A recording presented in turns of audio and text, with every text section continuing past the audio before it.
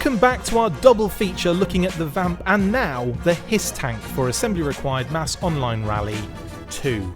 I am Christopher McLeod, aka Diagnostic 80, and I am joined once again by the two brain boxes behind articulated points, Patrick, Notpicard, Stewart, and Philip, look at my Septic tank Donnelly. We continue our look at the HISStories behind two vehicles today, and now it's the turn of Cobra's high-speed Sentry, the HISS tank. Before we start talking about the vehicle itself, let's have a quick history lesson, about the inspiration behind the toy's design. The jokes don't get any better than this, folks.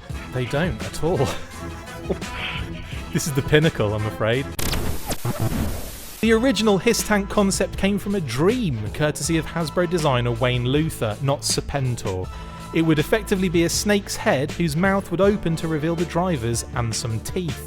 The early concept saw a much bulkier and more complicated vehicle imagined by Wayne, including a rocket booster at the rear and a feature that would see the vehicle deploy attack pods that would transform into small guns. However, a lot of these aspects would have to be dropped in order for it to work as a toy. Initially, he wanted working treads, but when that was refused, more ideas were attempted that could have seen the famous HISS tank utilising big, bulky off-road tyres, and in one design, 3 wheels and a large axle that would work in a similar way to the Swamp Mashers setup. In the end, they decided to go with fake treads with rollers underneath the base, and in the second volume of Dan Klingensmith's book series, Creating G.I. Joe, project engineer Joe Marone explained that his greatest achievement was making the snaps that would connect the treads to the bodywork successfully when a child put the toy together.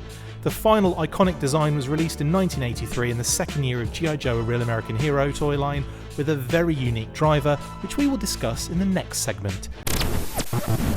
Right then, crew, before we get into the HISS driver, let's discuss this early concept first. How cool did that look? Amazingly cool.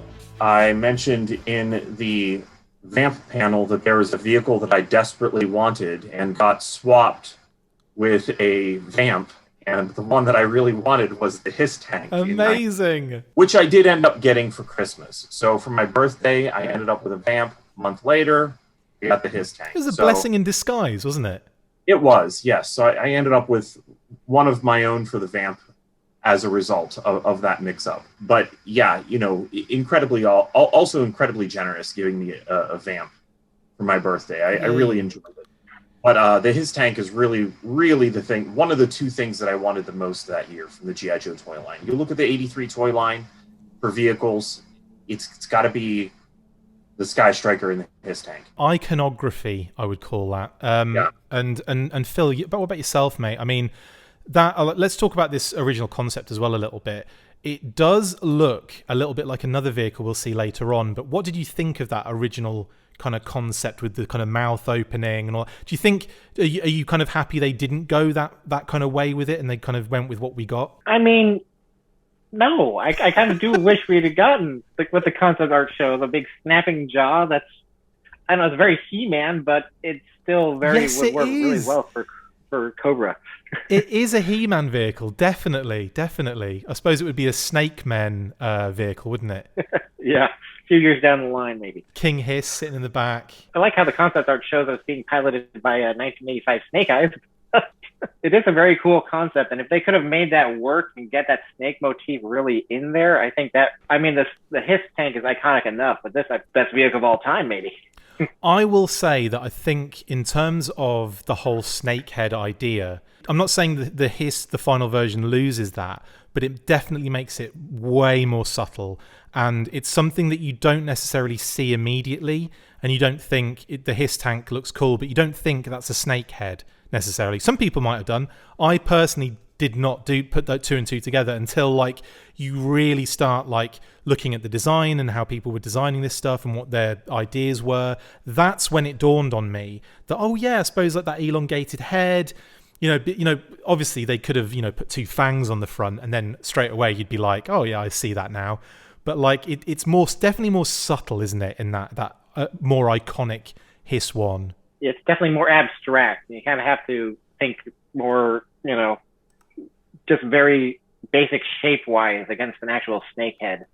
And, some snakes don't even work with that shape, so you have to be very specific about what you're thinking about. That's true as well. You've got the snub nose kind of ones, haven't you, that certainly don't have that elongated head.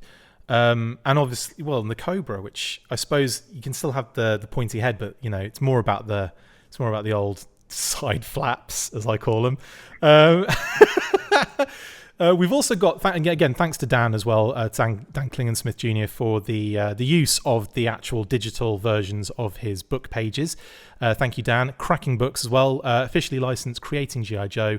You can grab them off his website. We don't have links necessarily because we're on a live panel, for God's sake. But should be able to find that if you Google it. And anyway, Ron Rudat designed the HISS driver. And what I really like here is so much has gone into this particular design to, I don't know, for one, to kind of like hit as many snake motifs as possible, but also like the necessity of what it would need, if you're driving this kind of all-terrain vehicle. I don't think that anyone can design a G.I. Joe character quite like Ron Rudat can. Obviously, I mean, he designed so many of the classic characters, but his knowledge of military equipment, it really goes a long way. But it's also a bit of his ability to mix some of those things and put things not really where they belong, but make them look right and make a cohesive looking figure. But with the HISS driver, it's interesting because it doesn't seem that he pulled as much from real world military pieces as he did the functionality of them, and thought through, what happens if the HISS driver has to get out of the tank? What kind of boots does he need to have on? What kind of helmet does he need to wear if he's just going to be in that exposed glass canopy? Because he definitely has body armor and an armored helmet on inside there. So he put a lot of thought into this, I think, and there's a bit of Cobra intimidation going on too with that big Cobra logo. It's a beautiful figure. I love it. The helmet's got like a snake motif on it as well, hasn't it? And like the and also like the fact that like the padded element on the legs that he added, just because he knew that it's going to be off-road, it's going to be uncomfortable, he's going to need that padding when he's driving. I love all these different like elements that are thrown in. Personally though, I do think it ends up looking absolutely insane, and it's turned out that this kind of drive is quite an iconic one. He's certainly unique in the 1983 line. He kind of looks like no one else, and kind of really stands out for that. But I think he's also a little too scrawny. Somebody with that much ornamentation onto him, you'd think he'd have a bit more of an imposing figure. Yeah, you're right. You'd think it'd be bulked out a little bit more, wouldn't you? I must admit, like I think I prefer the more modern versions of the HISS driver, like where they've kind of modernized it, and specifically when we get to like a cheeky little Pursuit of Cobra version, I do like that HISS driver very much. I love how the driver serves as the big pop of a color whenever you put him inside the HISS tank that is mostly an all black vehicle. That's big time. A red figure that stands out, which if they had gone with a very standard blue Cobra figure and put it in there, or even something gray like the Stinger driver that came later, it would look very monochromatic. But that bit of red really helps the vehicle. He complements it very well. And I have to think that the HISS driver also inspired the Crimson Guard that later came later. Because in the comic book, whenever the Crimson Guards first showed up, maybe it was a mix-up, actually. But when they first showed up, I think that they just drew in some HISS drivers at first. So I think you're right. That was a mistake. There definitely seems to be a bit of an invitation to red with this figure. There's another cute couple of things on here. We also have multiple iterations, color studies that were done. So we've got like a reverse black and red, we've got maroon, we've got all black, blue, black and red, and blue. So I mean, like, what are your kind of favorites out of these, or do you think they did well to go with the right color here? I mean, Patrick points out that the red really does pop in the black of the vehicle, but part of me is just kind of OCD in that way that I want all those early Cobra troopers to be in that Cobra blue. So you'd have preferred a bluey, which thankfully we kind of get later on, don't we? But we'll come to that later. Pat, would you have liked to see a different color, or are you happy with that kind of red? I'm actually really happy with the red. I think that it pops. Red was also a color that became synonymous with Cobra as a maybe tertiary color of things. And I think that as we see repaints of the HISS tank, what I really would have preferred is to have an accompanying HISS driver in some of those other colors. So to have eventually gotten the Cobra Blue, I do like to see Cobra Blue on almost everything. Just ideally, in my mind, they would release that somewhere else, and you would have both of them. Maybe as a Fang pilot, because on the file card for the HISS driver, I believe it also says that he's capable of piloting Fang. Who isn't? I've seen Buzzer in one of them things, mate. anyone can fly that. One thing I will say, and there's something that I think is kind of sometimes missed. Obviously, it would have been an extra cost and all that jazz, but I do like it when the drivers kind of interact with the vehicle more than just sitting in the cockpit. And there's an element on the design, I think on the input drawings that I'll flash up as well, where Ron points out that there are electronics on his wrist. And I would have loved to have seen a little like a hose attachment that would go from his wrist to like a port behind him, like on like a computer panel behind him on like the HISS. Something like that I think would be really cute for drivers, because they're not all, I mean, most of the time they're not going to be out on display. I mean, I know some people will display all of their figures, totally cool. But for the most part, you want them in their vehicle, don't you? So I think you could probably get away with having one of those little ports on his wrist, one of those little tabs that you could pop a thing in, but then it would break off easily, wouldn't it? So there's like a pros and cons to it all. But would you like to see some more things like that with vehicle drivers? If you can push the limits on technology, that's Cobra where you would do it, because they don't have to adhere to any sort of real-world military aesthetic. And so getting into the more cyberpunk elements that were especially big in the middle of the 80s, yeah, that would have been pretty fun to see. I just love to see that thought of, like, you know, he's plugged in to his HISS tank. So some of the things that he does in the HISS are through his own physical reactions, or he's looking and the camera's moving, or he's looking and the gun's moving, and that kind of stuff. Do you know what I mean? Just I like that thought that Cobra would have that kind of stuff. Like the Star Viper and the Cobra Stellar Stiletto, just making that a little more visible in the actual toy. Yeah, exactly. But still really cool, still really iconic. Well, let's talk a bit more about the HISS tank getting a red repaint next. In 1985, Sears jumped at the opportunity to get an exclusive red high-speed Sentry with a matching mobile missile system, calling it the SMS, or Sentry Missile System, as a companion piece to the Vamp and HAL, exclusive the year prior. It wasn't the first red HISS, however, but we shall cover that later on. Other than a micro vehicle in 1991, this basic HISS model wouldn't be used again until the year 2000, and the blue HISS-3 for the Real American Hero collection. One interesting addition was that of the driver, a blue repaint of the original with Talking Battle Commander's Cobra Commander's waist piece thrown in for good measure, but now we had a code name, Rip It. It went back to red again in 2002 for the Crimson Strike Team concept, as well as an Operation Crimson Sabotage KB Toys exclusive in 2004 for Valor vs Venom, which also featured a red asp and 3 Crimson Guards with varying skin tones and hair colours. In 2008 we got our first real modern era HISS tank in the Target exclusive Attack on Cobra Island blue HISS, with a grey repainted Cobra Trooper as the driver. Oddly enough, the HISS driver was released on a single card for the 25th anniversary, and therefore a slightly different version called the HISS Tank Commander was added to the standard retail black release of the HISS also in 2008. The odd thing here was that he was blue. I know, right? Seems like the decos were all over the place to me, but hey ho, we got a third release of the HISS in the same year courtesy of the Ultimate Battle Pack. It was red and came with another HISS driver, only in red and silver. At least they matched the colours this time. 2009 gave us a very cool update and slight retool with the white Arctic HISS and a very cool Arctic HISS driver that incorporated parts from Snake Eyes version 35 and Snow Serpent version 8. The HISS featured the same missile assembly as the Stinger, released in the same year, and a cool removable storage rack and a removable bedroll on either side. This made for a very cool update to the previous releases and was probably my favourite version of this model so far. Running Press released a tiny HISS in 2014 based on the original model, with lights, sounds and an opening cockpit. In 2015 we received an SDCC exclusive Crimson Strike set featuring for the first time ever a G.I. Joe version of the iconic Bad Guys vehicle. It was called the Chimera. It was green, it had a different railgun weapon system and came with 2 figures, Ralph Steeler Pulaski and Grunt. Just never felt right though, did it? We also got another Cobra HISS in the same year for the 50th anniversary set, Silent Strike.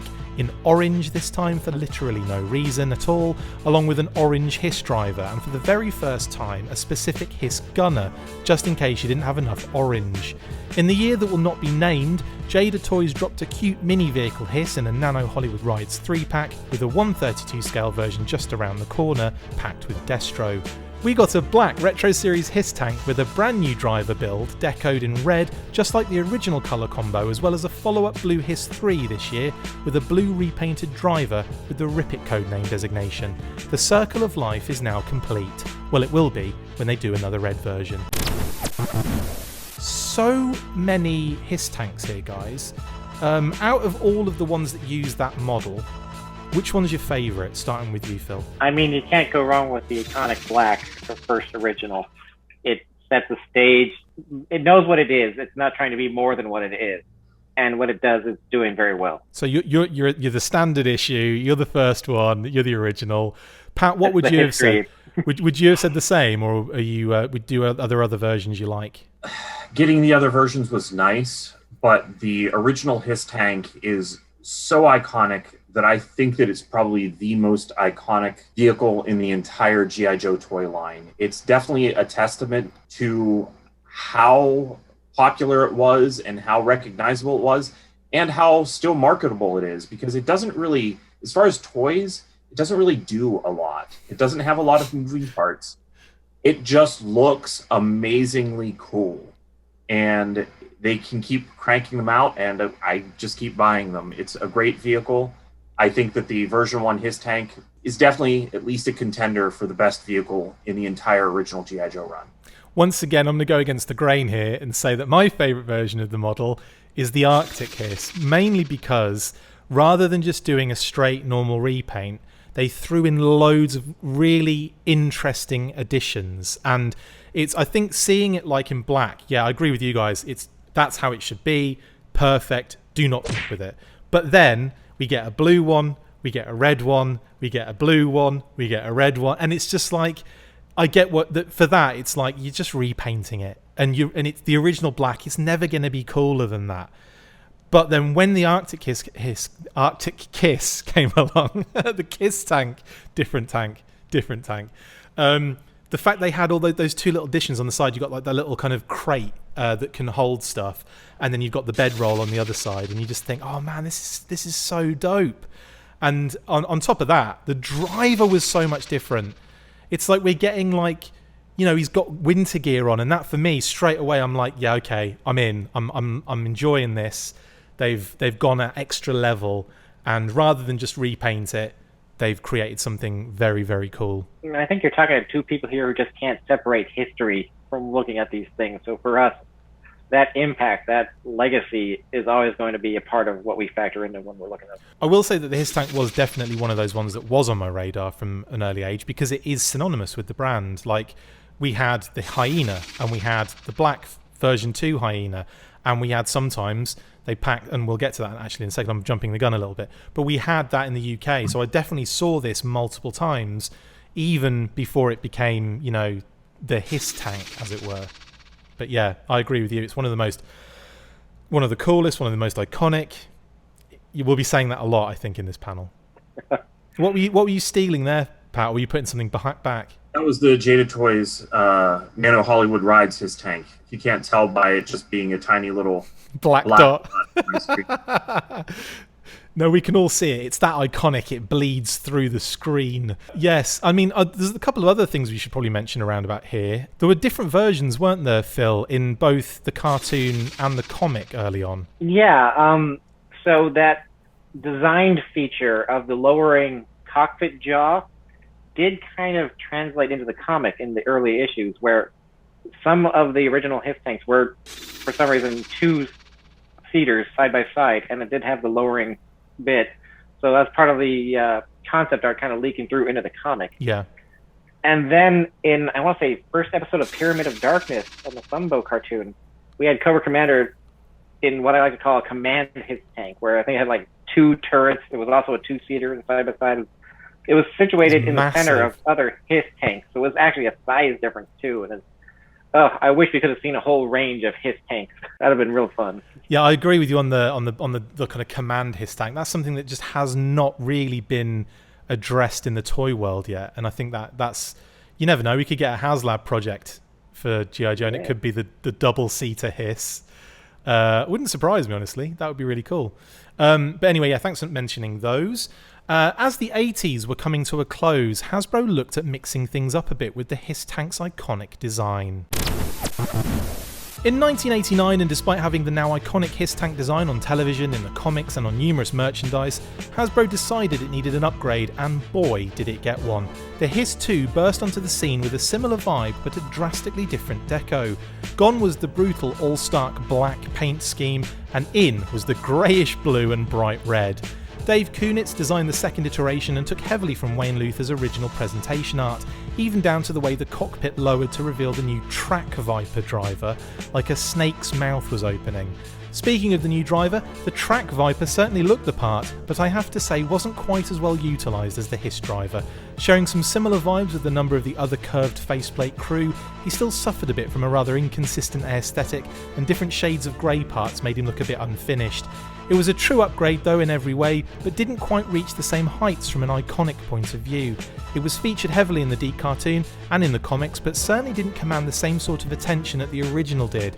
It was released a second time in the same year in a Benny's exclusive 2-pack with the Mud Fighter. Surprisingly, we would only see this version used one more time in 2003 for the con-exclusive Cobra Hiss 2B, in a very deep blue and somehow more garish red colour. Not a very memorable reuse, honestly. HISS 2, give me your thoughts on the HISS 2, Pat. Did you feel like it was a decent enough upgrade to the first one? Absolutely. I really like the fact that they have the lowering jaw like cockpit. It could have functioned a little bit more easily for me. It just kind of flops down, and sometimes is, I end up picking up the vehicle rather than just lowering the cockpit down. So I like it. I also really like the fact that they utilize the space in the back of the vehicle for transport. That's one of the big things about that HISS, because Philip already mentioned the different HISS that was in the Deke cartoon, but there was also, I was just looking it up to make sure I had the issue number right. Issue number 16 of the G.I. Joe comic has Destro and Hawk battling on what it looks like the flatbed truck portion of the back end of a HISS tank, which does not exist. So there definitely was some bit of, hey, various things of the original HISS have been out there. Let's try to make an update of the HISS tank that takes those into account. And they kind of gave the driver maybe some actual firepower, some forward guns there on the sides. Yeah. So that it's not just driving with just one main gun for the tank. It was an update that made a lot of sense and had a lot of play value. So it's really good. Like you said, though, I really would have liked a little bit of a different repaint from the club. I think the obvious thing to have done would have been to have made it in black with a clear canopy and give us a Track Viper in red. Just put the version 1 deco on the HISS 2. That's what I always wanted, and it will never happen. That's a very, very good point, actually. I would have said, that Python Patrol, there's multiple things they could have done with that, and instead we just get the same thing, just slightly different. It just seemed really, really weird to me. Phil, what about your thoughts of the HISS 2? I know before I've even asked this question that you're not gonna think it's as iconic as the first one, of course, but do you still think it stands up as like a top Cobra vehicle? Oh, absolutely. Yeah, you're right. It's not as iconic, but it's up there. And I think if it had been released in black, honestly, if it had been in those original HISS colors, people would have a lot higher opinion of it. For some reason, the grayish blue, muted teal just doesn't seem HISS tank, right? But that upgraded gun on the back, oh my, the 4 barrels that are just gigantic. And then the way that like the gunner seat kind of interacts with the troop storage in the back, with the troop carrying aspect of it, it's actually kind of great. You can see the legs kind of flopping down, and then people kind of around him, and like it's got like little tickling him while he's up in the gun. It reminds me of, honestly, the submarine ride at Disneyland, where you just have this guy's legs here, and there's stories of people like pulling down those guys' pants because they think they're just like a dummy. Oh it's not my an actual person. god! Oh my goodness me! I'm gonna struggle to find pictures of that, but I'm gonna try. But yeah, that they added the troop compartment in the back. The door folds down into a loading ramp outside. You can even like pull it out a little bit to put the figures in, and they've got restraints on there. Like a lot went into the thought, didn't it? The thought process. Yeah, a lot went into that. Yeah, and it is a crime that it was only redecoed once and as a convention exclusive, because that's the only version of a domestic HISS tank I don't have yet. Is that one, and like we get the regular HISS a billion times, but they still have the tooling for the HISS-2, and we only get that the one. And it was a missed opportunity for sure. Yeah, because what I've also noticed recently is that the HISS-2 is being used almost as a HISS tank in things like Operation Blackout, the comics. So IDW are using the HISS-2 way more now than they were before. Like before, you know, it was in a couple of issues in the Marvel run, but like in IDW, they've really been utilizing all of the different vehicles, which is great. But the HISS-2 is getting like a lot of love. And there was something else. Oh, World of Tanks. The HISS that they use takes a lot of inspiration as well from both versions. It's not just a straight up HISS tank they're using in World of Tanks. It's almost like a amalgamation of both styles and then made to look a bit more realistic. So it's interesting that the HISS-2 is getting kind of a bit more love in the modern era. I will say, though, I do think the HISS-2's basic body design is a little too busy, and I mean, maybe that was a detraction from it. It wasn't just, you know, armored riveted panels that look very strong. It's like a lot of detail, rebels on it that you don't quite know what the point is, and that kind of detracts it. It has that silhouette that we want in his tank. A lot of surface area as well, isn't it? Like there's a lot of space on the back of that thing. It's like you got the front, and then the back is just this huge box. And again, like I dig it. I honestly think it's one of those vehicles that has it does have a place in the history of all of these vehicles, and it's just I do think it's really cool. I don't mind the deco, but I agree with you guys. I think if they'd have done that in black, that'd have been sexy as heck. So then, if you've been keeping up, we've had the original version, the HISS-2, the HISS-3, which is odd to me because it's just a blue redeco, the first one with a named driver. And now we've landed on easily the most ambitious HISS design to date, the HISS-4. Now, this one was released in the G.I. Joe vs. Cobra line in 2002. And I remember it being, I think they used it in the comics as well around about the same time. And that feature with the pop-up snake head, I'll always remember was like, man, they've taken all that subtlety from the first couple, and they've just gone full on, this is a snake head, and it jumps up and it's got fangs and everything. What was your take? Your first initial response, Pat, when you first saw that vehicle? That's silly. Honestly, you asked for my first initial response. I don't hate it as a vehicle.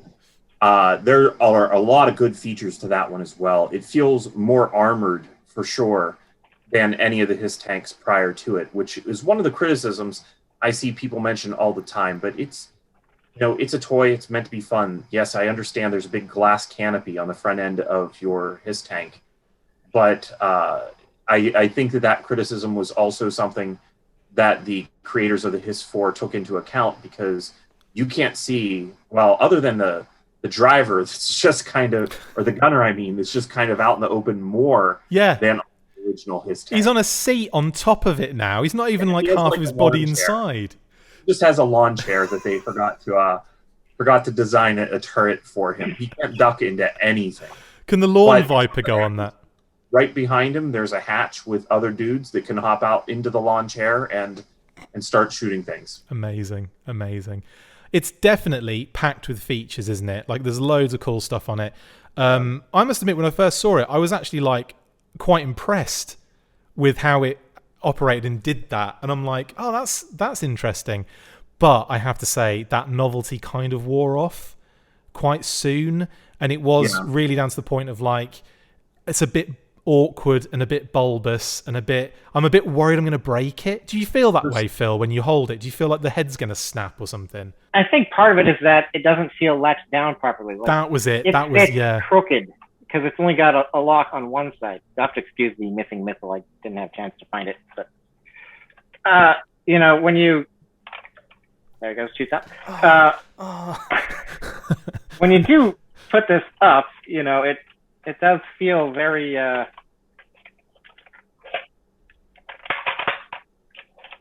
very cool, but like you have to pull it out first. It doesn't, go all the way. So yeah. I think that's part of the problem. Yeah, with this, that's exactly my experience with it too. Thought my memory must be. This is one of those memory things because I thought that I could just push the button. It's the Mandela effect in effect right there. I'm the same though. Until you mentioned that though, I'd have thought the same. Pat, but then when Phil showed it just there, and I was like, yeah, I remember now. You have to slide it out, and then you press the button. It might even say it in the instructions.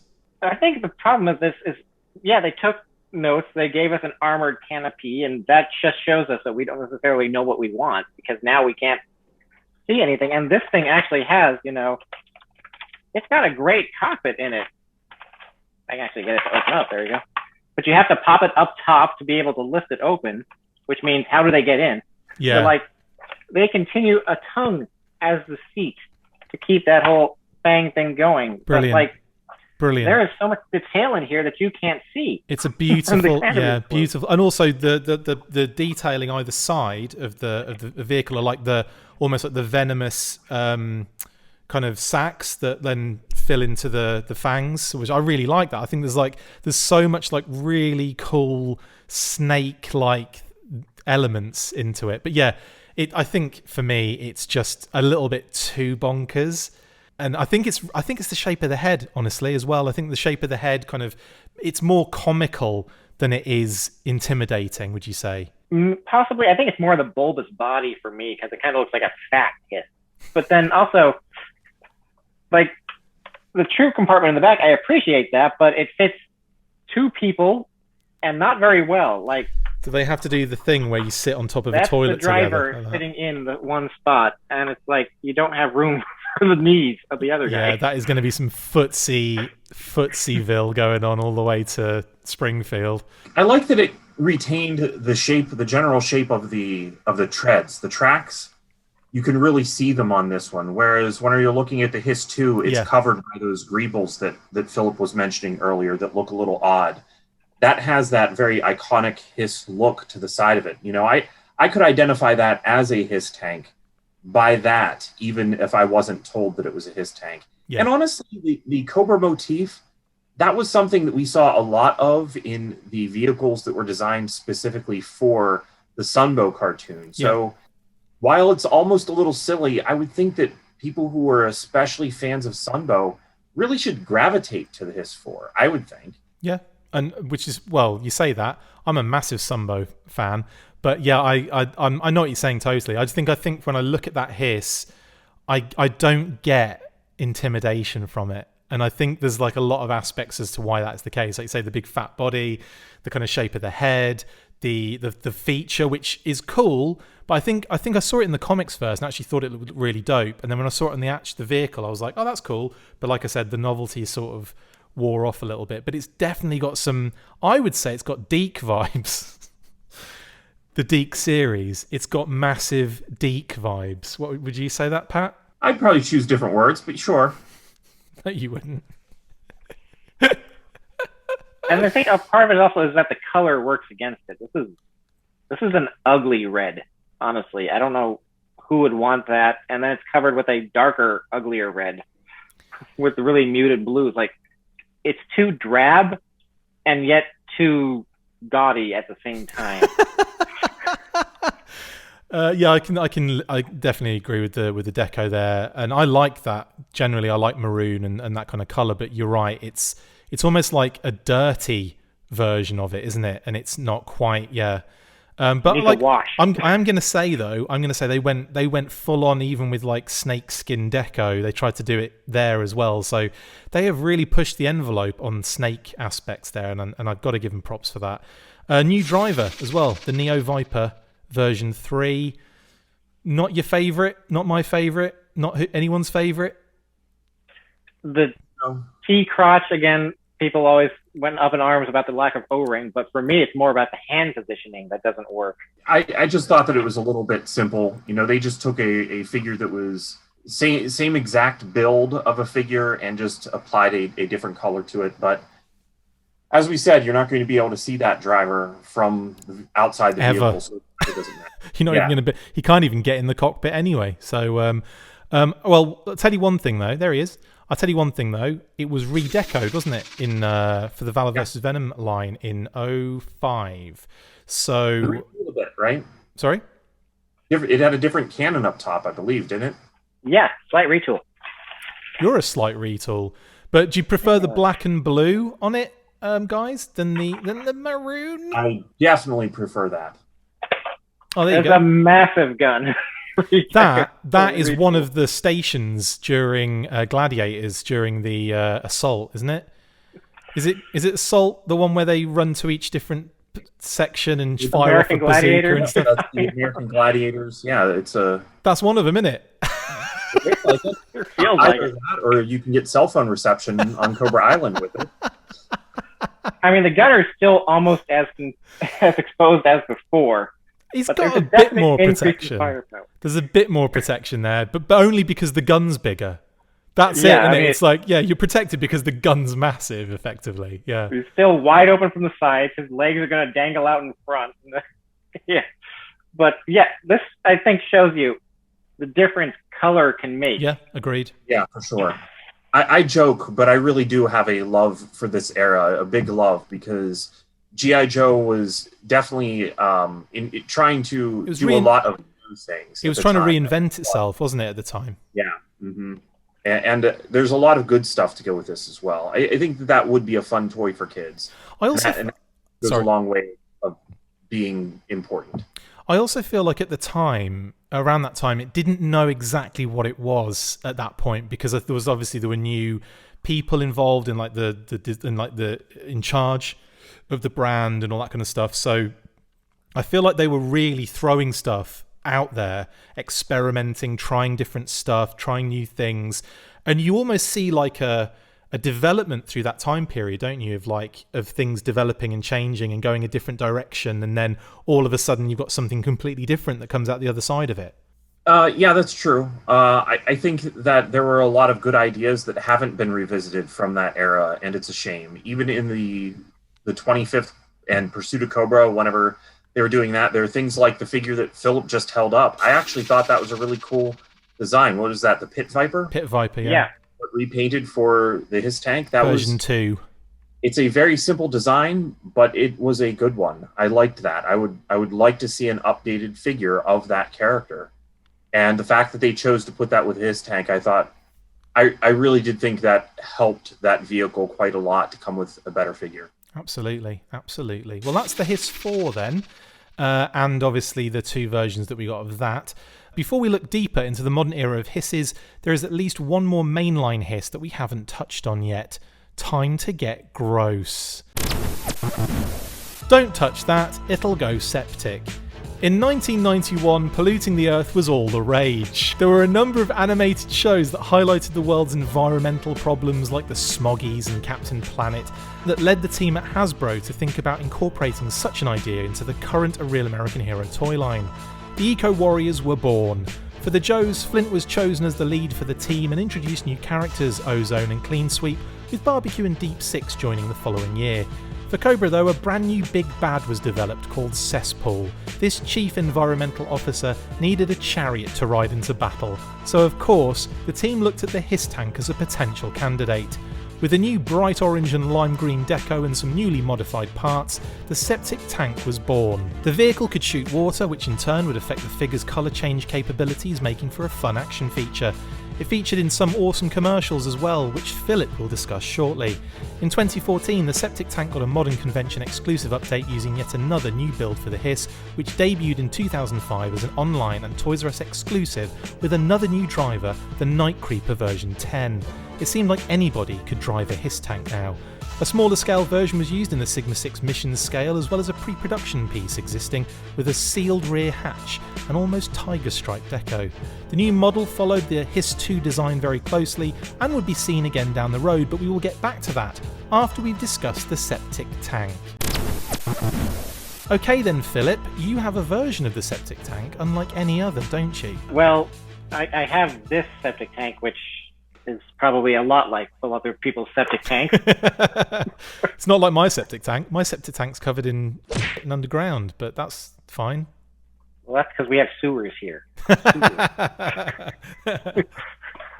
I also have this septic tank. Now, which, this he just looks like he just pulled out of the sewer. Look at that beauty. Oh, it is gross, and I love it. Please watch the articulated points video where Phil discusses this in detail, but he's going to discuss it in slightly less detail now, aren't you, mate? Yeah, so this is the HISS tank that was used in the commercial. But it's not the HISS tank that was used for the kid demonstrating the toy.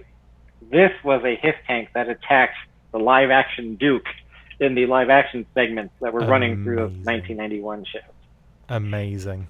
So, differences then. Don't you have, isn't there some sort of like, did they have it on a stick or something and there's like a big hole in the back? There is a hole in the back here, yes, but rather than having a squirt gun with a plunger in the back, this is actual syringe where... wow. I keep trying to pull this out and I'm breaking the damn thing, but... You're going to snap you it. can actually pull out the metal and squirt that, and it'll make a rather powerful flow coming out the front. That's amazing. You can see the mount is different on here, where we actually have the elevated mount that you can see on some of the prototypes, like on the back of the box here. Oh, yeah. As well as an earlier version of the canopy. Again, you can see on the box, but it's much more streamlined on the production toy. Yeah, that's so cool. So they used this, didn't they, to kind of bash through the walls in one of the scenes? And didn't you say like they affixed a stick to it in order to kind of push it through? Was that right? That's what we're assuming, but we don't have the official word on how they filmed that. It's just kind of what we think. I see. I'm pretty sure. Isn't there a hole in the bottom in the back? Oh yeah, right here. Yeah. That's what I think. That's what I was like referring to earlier. That's amazing. That must have been somewhere where they kind of affixed something to get that.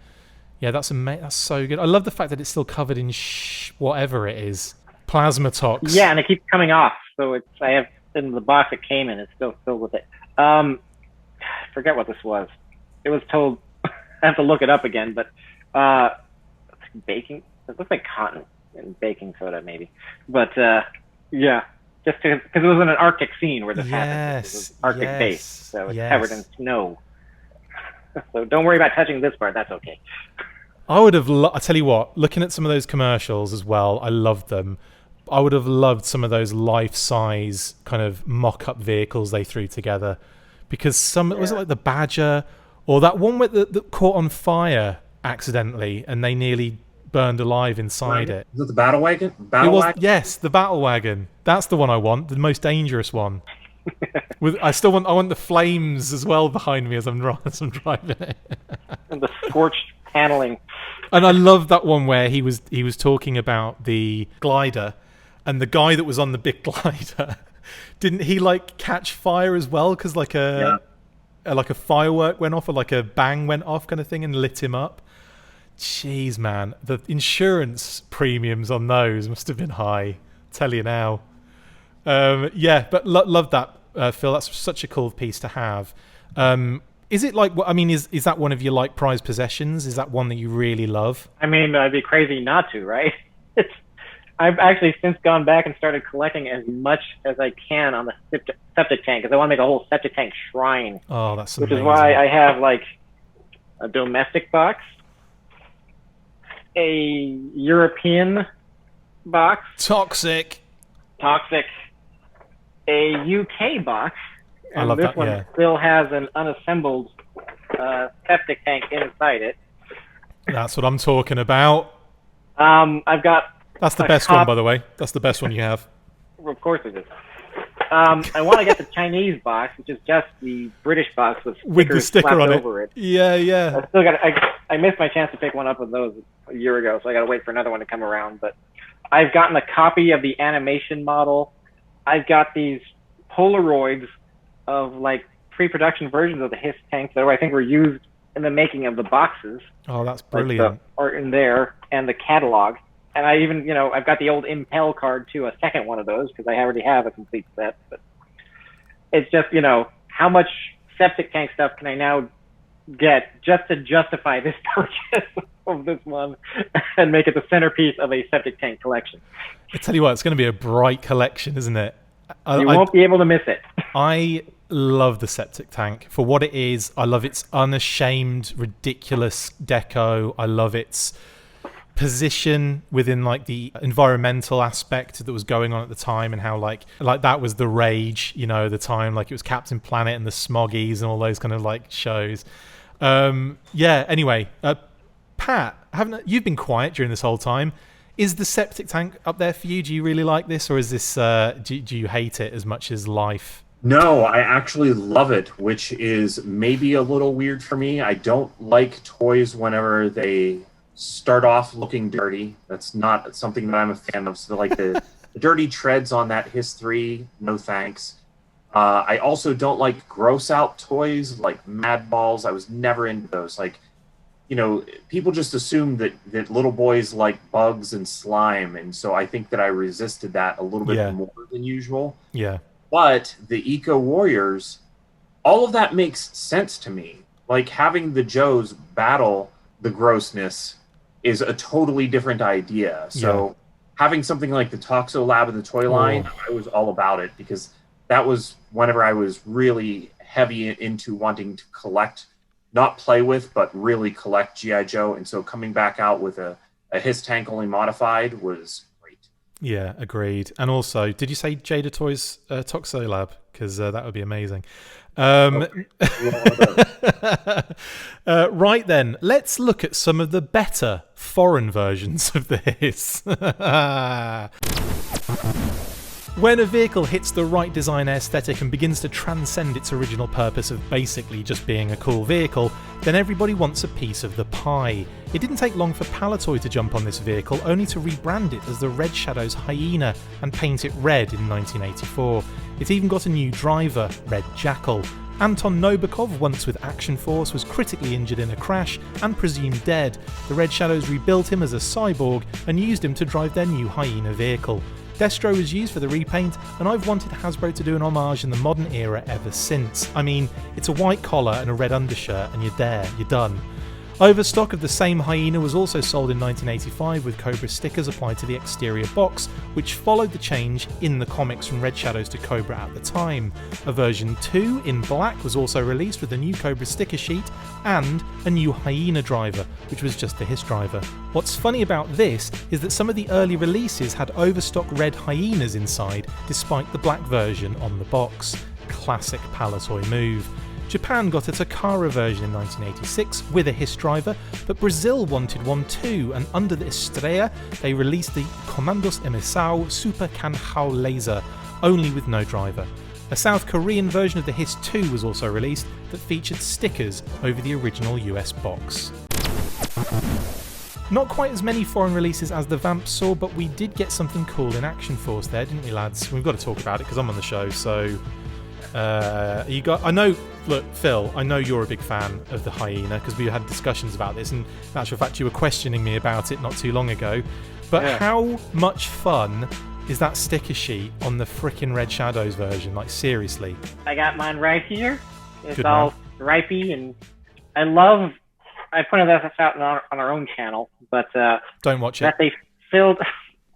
Watch it. Definitely watch it. I love how they filled out the canopy. Look at that. An actual seat in there. Look at that. You see, this is where I think this is where I think Palitoy excelled. They may have done things like on the cheap in some aspects, but in others they went like all over the shop. And I think with stickers, because it is like an easier thing to do than say deco in a factory and so on and so forth, you know, they really went to town on the stickers, and I love all the details. If you get close-ups on some of those stickers, which I'll do on the side here, you'll see some beautiful like additions of like, you know, targeting systems and all sorts inside that cockpit. But then, yeah, all the other stuff going on around, it's just gorgeous. And look, Pat's even got his look. Look at this. I will say, somebody added some Cobra logos to it. Mine's a little worn off. Not quite as nice as Philip's there, but I definitely was excited to have gotten mine. I will say some of these stickers don't look quite so thought out. Like these monitor screens behind the driver's head probably aren't very useful. But well, you see, that's where all of the canon comes in, where you go, he could see those behind him in his heads-up display, and it was pointless to have it behind him. But yeah, that's amazing, Pat, as well. Like right in the gunner spot as well. You know, you just don't have. I know there's just so much beautiful detail in it for me, and I love that about what Palitoy did, especially with the sticker sheets and stuff. Yeah, Pat's camera's gone like all sad and it's crying. Look, there you go. Yeah, absolutely beautiful. What's really ironic is the only Brit on the show is not the one holding the hyena. We'll have to make you with the other two hyenas. Thank you very much. There you go. Look at that. Isn't that gorgeous? You were showing off the Brazilian one as well, weren't you? Yeah, I have that as also. Is that the? Oh, nice. I should point out there were more South American countries that got a regular HISS, but they're very much like the domestic. They aren't. Only the UK did something as drastic as a redeco. Yeah. But there are some variances in the sticker quality, and the canopy color can go from like clear almost to black. Yeah, yeah. So and also different stamps as well, right? And they have like different kind of country stamps and stuff like that. Well, I think Australia is the only one that actually has an actual stamp on it. I think the other ones are just a standard Hasbro. Okay. But, that's awesome. That's really cool. I think this is, honestly, we go back to black. This is my favorite of the hyenas, just because I love the reinterpretation of the Cobra design. Like there's this uniform yellow, white, red on all the Cobra vehicles that Palitoy put out. Yeah. And a red, white, and blue on all the G.I. Joe vehicles. And I love that unifying theme. But also, you know, another seat in the canopy. Like, it's not as extensive as the Red Shadows hyena, but it's still enough in there, isn't it, to really make it pop? And look at that. It's just that for me, like I love that. I love seeing that kind of detail inside the canopy. And they didn't just color swap. That's not the same seat. That's a different decal altogether than the one that's in the hyena. Absolutely. That's really impressive. Yeah, and I agree with you. I love the fact that even the black version we had with those stickers makes it very, very different looking, like visibly different as you look at two of them next to each other. Look at that! Look at that! Brilliant, isn't it? I just find that so. I love that about the guys that worked on it. Just the attention to detail was fantastic. And I will say, this is not just a U.S. HISS tank with new stickers. This is actually a hyena where the red canopy has been swapped out for black, because on the hyenas, the guns and the treads are actually a dark gray. Yeah.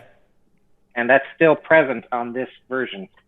You compare those, there's a definite color difference. It's amazing. I love that. I love those little. It makes it worth it, doesn't it? As well, let's face it. It makes it worth it to have multiple versions of these things. Actually, track this down, and you can know when you actually have an authentic one versus one that's just been restickered with a third-party sticker. Absolutely. Yeah. Well, there you go. That's probably one of the greatest ever foreign releases of a vehicle ever, in my opinion. Took what the HISS was and made it probably about 60 times better.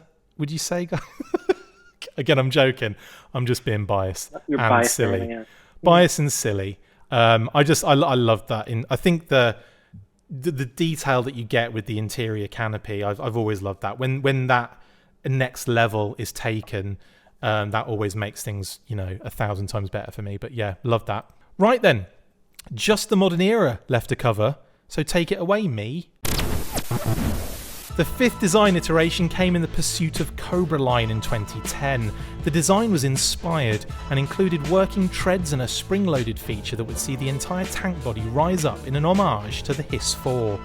New weapon systems were introduced that featured a button which controlled the direction of both the launcher and machine gun. The HISS driver was back and updated to fit the Pursuit of Cobra aesthetic. Interestingly, earlier releases had a maroon body, grey tracks and weapons, and a red missile, with later releases recoloured all in black. Additionally, the spring-loaded catch for the elevated attack position was retooled to be more secure. This later release also included updated instructions. The following year, a Crimson version was released for the 30th anniversary line and came with a brand new driver, the Cobra Crimson Horseman. In 2012, a mini HISS Scout was devised for Pursuit of Cobra that came with the Cobra HISS driver version 4. It basically looked like when you draw a cartoon head with feet coming off the bottom. Very cute, but looked unfinished in my opinion. The Joes also got their own version in the Tread Ripper, which does of course take inspiration from a real vehicle, which in turn took inspiration from the original HISS with that tread configuration. The Scout was designed to dock with the HISS version 5 as well, which was a very cool feature indeed. Unfortunately, the version 5 design would go through some cost-cutting avenues for its next release, which meant no more working treads and a slightly different elevation feature. The SDCC exclusive Transformers crossover saw this newer version get a Shockwave Deco makeover, as well as a ton of figures and accessories. A purple beefed up Destro version 28 and a Constructicon Deco Bat version 22 were included in this one. In my opinion, the figures and accessories outshone the vehicle, but only really due to all the limitations on the new design. In the same year, we got another release of the same vehicle in the Retaliation line with the controversial 5-point of articulation Cobra Commander driver and a blue deco. That was that for the new modern era design, and shortly after we reverted back to the original version 1, and most recently we have seen releases for Jada Toys in the mini vehicle department and in the Retro series in both black and blue, with the HISS driver getting a new build and a repaint for Rip It in the latest release. The circle of life is complete. Right then, version 5. I thought this was brilliant and inspired and amazing when Pursuit of Cobra hit. I thought it was freaking amazing, an amazing upgrade, loved it. When they did the cost-cutting measures for the other releases, I was like, I literally was, I feel like it's not, it feels like a bootleg to me. And it's a shame because that Shockwave deco is really cool and the big Shockwave gun's cool. And even that Cobra Commander design's amazing that comes with the Retaliation version, but being 5 there's so many things about it that drive me mad, and it's all cost-cutting. What were your thoughts when you first saw that first ever Pursuit of Cobra HISS? I loved it. At the Joe convention, I think it was Rich Woodhouse showed off his work on that. I think that he's the one that was really heading up the design work on it. And as I recall, I think that the scratch-built one that he had done used 2 sharks. Like he had taken the shark and like sawed the back end off somehow and had one of them upside down. And it was amazing to me that it looked like a totally brand new vehicle, but something that I felt that I absolutely had to have. And I think that he mentioned at that point that it would elevate, but I don't remember if he showed us it doing that. I think, though, that as updates to the HISS tank go, it's possibly the best one since the original one. I really just love it. I remember looking at it and thinking, wow, if they did a live action movie now, for all the complaints of the tank canopy being glass and you could shoot through it and it looks old or whatever, that it would be a nice way of introducing the HISS tank to the world. I was very happy with that design. I think that the original, for me, will always be the most iconic HISS tank, but this one's really nice. It has those classic treads. I absolutely love it. Yeah, the treads, man. Just that alone is cool. Phil, what were your thoughts when you first saw it? At first thought, controversially, I was infuriated. Really? Because they called it the HISS tank version 5. But then, what was the direct-to-consumer HISS tank? That was its own unique design, too. That should have been the version 5. This should have been HISS tank version 6. But, that's the OCD in me again. But, I am a little saddened that it doesn't have the same silhouette as a HISS tank. Even the HISS-4, you kind of have that same sort of base shape there. But the HISS-5 is a completely different design. At least they kept the tread shape. But I do like the features. I'm not quite sure why it elevates. They never quite gave a reason for that. But that's a good point, isn't it? That is just literally just showing off, isn't it? At that point, just goes literally up higher. The low rider. I think it's so they can like not run over all their own troops. It's like they're all in front of him. They just go, whoop, there we go. Yeah, with the over we go. crisscrossing bars and the hoses and stuff, you trip them up anyway. Yeah, decapitate them still, but you're not going to crush them. That's the main thing. Yeah, the new cockpit setup was kind of cool. And then the gunner station where the guy was upside down when you put him in, and then he goes right side up. Too bad he won't see daylight at all, but at least he's protected this time. Yeah. And that it can dock with the HISS Scout, which I think it was a neat feature, but it was only ever actually spoken of in like the conventions. Like it wasn't called out in the instructions at all, was it? Yeah, you don't see it anywhere. I wasn't aware until I saw it on Yojo, honestly, and I saw it being like shown off on Yojo. I only knew it did that because I read about it being reported on at the convention, and I had to figure that out when it finally came out. Was it a year late? It doesn't really work that well, though, whenever it docks, does it? It seems like it would be something that maybe they would do to bring it into battle, or I don't know where the utility is of it actually docking. And also the problem is it throws off the balance. Like, you have to be very positioned, otherwise it'll just... Yeah, I figured it would be back heavy when you stuck it on there. Did you like my description of it being a head with feet? You know, I can kind of see that. But it's a Scout, I guess. It's going to be smaller. But, I mean, the original HISS tank was a Scout, too. Yeah, but, like, I think when I saw, like, obviously the Tread Ripper that's in the movie at least has a something over the top of it kind of thing. And I like the fact that the Tread Ripper took inspiration from the original HISS, and then the Tread Ripper in the film is the good guy vehicle against those HISS tanks. And then we get HISS Scout, which uses the Tread Ripper body in the toys. I just like that kind of odd, weird. Yeah, I think that's really cute and really fun. Yeah, it's kind of like it's all using each other, to come to the same place. But yeah. Well, there you go. That's the HISS. I've got to say, I really loved it. I thought it was amazing. I think I remember when it came out in red. That kind of darker crimson. I was really at that point. I was like, yeah, this is great. I'll have more of these, please. Loads more of these. And then the Transformers one came out, and I wasn't aware of the changes until I took it out and was putting it together. And I'm like, hang on, the treads are one piece. What's going on here?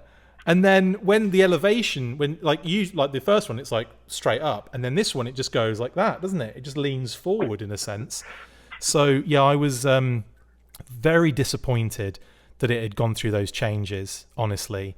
But I suppose with the Shockwave one, you can get away with it just looking cool and looking like Shockwave with the big gun on the top of it. But the Retaliation one, the fact they did the same release for Retaliation, I was like, man, they have really cut the corners there. And that's not what Retaliation was really about. Like, there's some cracking figures in that lineup. So it was funny, wasn't it, that we got all those, like, we got the 5-point of articulation drivers and we got those aspects removed. I mean, I would have loved to have seen that Cobra Commander, like, fully articulated. Yeah, as a great design with a little Gatling gun on the wrist, and the helmet's probably the best of the Retaliation Cobra Commander helmets. Yeah, it was definitely done to a budget, I will say. And I didn't hate it, though, because at least it had the same features that the original HISS tank had. Rotating turret, opening canopy. That's all I really want to see at bare minimum for my HISS tank. So yeah, more bells and whistles is nice, but as long as it's just that, I'm okay with it. Yeah. But again, not in black. Just weird blues all the time. Anyway,